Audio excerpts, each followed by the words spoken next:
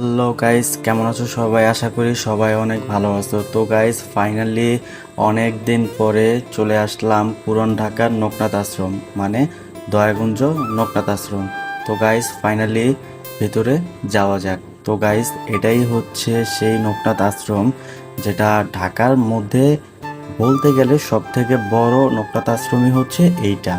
তো guys, finally অনেক দিন পরে আর কি ছুটিতে আসা অনেক মানুষ।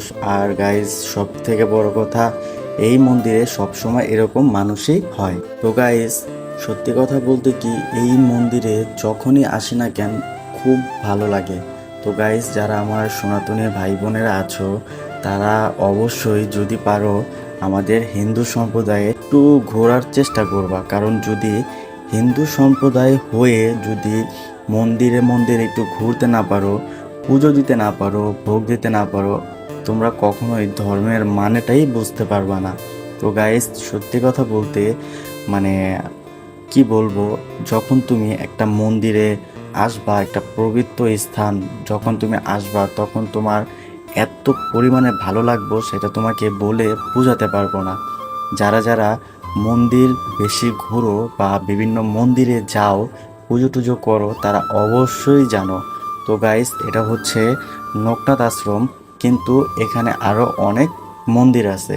তো গাইস, একটা সময় এই মন্দির এরকম ছিল না, এখন অনেক বড় করা হয়েছে। এখানে শিব মন্দির, লক্ষ্মী মন্দির, সরস্বতী মন্দির, সব মন্দিরই আছে। তো গাইস, যদি কখনো সময় পাও, যারা ঢাকার আশেপাশে থাকো, তারা অবশ্যই এই মন্দিরে আসবা, এসে ঘুরবা। আশা করি তোমাদের অনেক ভালো লাগবে। তো গাইস, ফাইনালি তোমাদেরকে এই ভিডিওতে পুরো লোকনাথ আশ্রমটা ঘুরে দেখাতে চাচ্ছি। তোমরা পুরো ভিডিওটা দেখো, আশা করি ভিডিওটা তোমাদের অনেক ভালো লাগবে। গাইস, এটা হচ্ছে মেন মন্দির, মানে লোকনাথ আশ্রম। এখানে ঢাকার বিভিন্ন জায়গা থেকে মানুষ ঘুরতে আসে, পুজো দিতে আসে। তো গাইস, এখানে এখন কিন্তু থাকার মতো ব্যবস্থা আছে। একটা সময় কিন্তু এরকম ছিল না। এর পাশের যে ভবনটা দেখতেছেন, এখানে প্রচুর মানুষ ঢাকার বিভিন্ন জেলা থেকে, মানে বাসে করে, কেউ প্রাইভেট নিয়ে এখানে আসে, পুজো করে। তো গাইস, ফাইনালি মন্দিরটা কিন্তু অনেক বড়।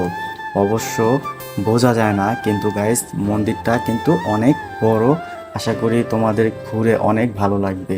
তো গাইস, যদি কিছু কিনতে চাও, মালা, গীতা বা পঞ্জিকা, সব কিছু এখানে পাওয়া যায়। তো গাইস, যদি ভিডিওটা ভালো লাগে অবশ্যই চ্যানেলটা সাবস্ক্রাইব করে পাশেই থাকবেন। ধন্যবাদ।